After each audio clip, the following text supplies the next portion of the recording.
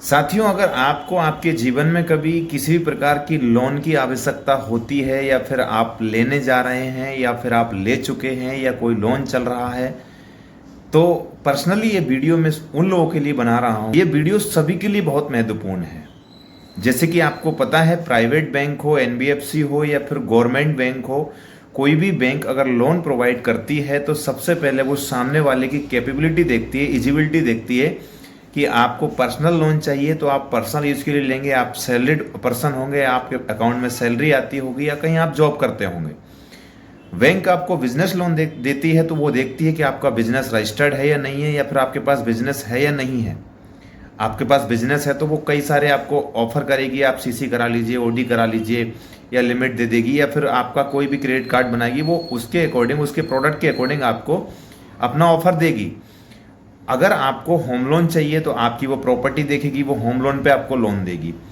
Loan department में कई सारे ऐसे प्रोडक्ट हैं जो जिस चीज़ के लिए चाहिए उसके अकॉर्डिंग आपको दिए जाते हैं। जहाँ तक मुझे समझ में आता है, पर्सनल लोन आपको दिया है पर्सनल यूज के लिए, जिसमें आप पर्सनल यूज कर सकते हैं। बैंक आपकी सिविल और आपकी सैलरी देखेगा, या फिर पुराना कोई ट्रैक देखेगा आपका, अच्छा खासा कोई आपने कोई गाड़ी फाइनेंस की, मोबाइल फाइनेंस किया, उससे आपका अच्छा ट्रैक बना, तो उसी बैंक, जिस बैंक से आपने किसी एनबीएफसी से अगर फाइनेंस किया तो वही आपको ऑफर कर देगा।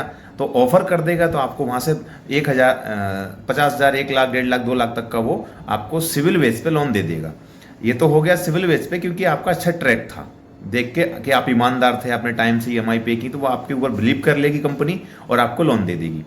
ये एक अलग मैटर है। बिजनेस लोन का एक अलग मैटर है और होम लोन का एक अलग मैटर। एग्रीकल्चर के जो भी लोन्स होते हैं, बड़े प्रोजेक्ट लोन होते हैं, या फिर कोई भी लोन हो, बड़ा प्रोजेक्ट हो, छोटा लोन हो, बड़ा लोन हो, कोई भी लोन हो, इन सब के पीछे एक वेज होता है कि क्यों आपको दिए जा रहे हैं। बिजनेस लोन बिजनेस करने के लिए, होम लोन मकान बनाने के लिए, लैप में आपको दे रहे हैं लोन अगेंस्ट प्रॉपर्टी में, तो आपसे प्रॉपर्टी लेके कोई बिजनेस करने के लिए दे रहे हैं। लेकिन साथियों, इसके बीच में एक लोन चल रहा है जिसको आप और हम जान रहे हैं समूह लोन। ये आज तक मेरे भी समझ में नहीं आया, और ना ही तो लेने वाले को समझ में आया, और जो व्यक्ति आपके पास आकर दिया उसको भी समझ में नहीं आया।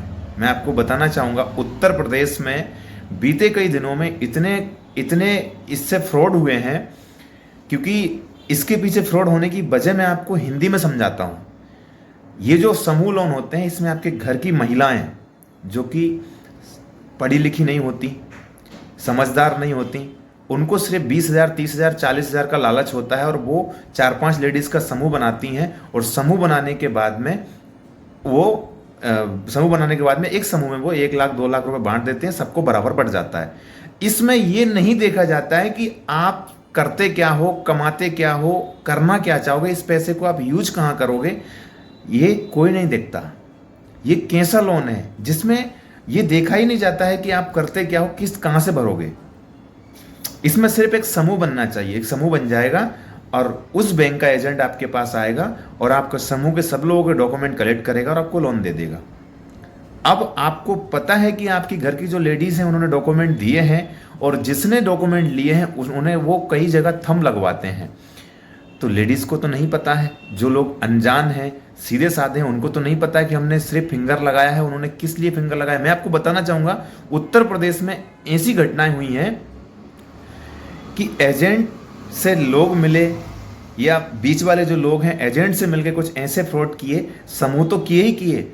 एक लेडीज के ऊपर लाखों का कर्जा निकला, लाखों का कर्जा। लेकिन लेडीज को तो 30-40 हजार समूह के पैसे मिले, लेकिन उसके अदरवाइज ऐसे लोन हुए जिसका उसके ऊपर 2 लाख, 3 लाख का कर्ज निकला। ये लोन नहीं है, एक जाल है। इससे जितना बच सको उतना बचिए। ये आपको 20-30 हजार तो आप दे दिए, लेकिन आप बहुत बुरे उसमें फंस जाएंगे। अगर गलती से आज आपकी किस्त भराना है और आज नहीं भर पाए तो सामने वाला आपके दरवाजे से जाएगा नहीं। ये कैसा लोन है जिसमें कोई रीजन ही नहीं है कि हम क्यों लोन ले रहे हैं और क्यों दे रहे हैं। बैंक को खुद पता नहीं कि हम क्यों दे रहे हैं। तो जितना हो सके इस समूह लोन से आप दूर रहिए, क्योंकि ये औरतों के डॉक्यूमेंट आपसे कलेक्ट कराते हैं, और जो व्यक्ति आपके डॉक्यूमेंट से सिग्नेचर करवा रहा है, आपसे आपका अंगूठा लगवा रहा है, थंब लगवा रहा है, वो कहाँ लगवा रहा है आपको पता नहीं है, और क्या हो सकता है उस थंब लगाने से ये आपको भी नहीं पता है। जिस दिन ये घटना आपके साथ घटेगी उस दिन आप भी इस सोच में पड़ जाओगे। तो जो घटना बिहार और उत्तर प्रदेश में अभी चल रही हैं, वो घटना हम और आपके साथ हों, इससे अच्छा है कि आप समूह लोन से दूर रहिए। और जो भी आप लोन लेने जा रहे हो ना, उस लोन की पहले पूरी जानकारी लीजिए, और जहां सिग्नेचर और जहां थंब लगाना है उसको पढ़ लीजिए कौन सी बैंक का वो पेपर है, क्योंकि बहुत बेकार माहौल हुआ है। एक लेडीज के साथ नहीं, कई लेडीजों के साथ में। आप उत्तर प्रदेश में एक बार जरा जानकारी चेक करिए, न्यूज देखिए, कितनी लेडीजों के साथ में फ्रॉड हुआ है। एक एक समूह के साथ में 100-100 लोगों के 100-100 लेडीजों के साथ में ऐसा फ्रॉड हुआ है कि एक लेडीज पे 2-2, 3-3 लाख रुपए का कर्ज है, उसको पता ही नहीं है। जब उसके पास बैंक रिकवरी वाले उसे घर पे पहुंचते हैं तब उसको मालूम चल रहा है। तो समूह लोन से दूर रहिए, ये समूह लोन नहीं, एक जाल है। Thank you.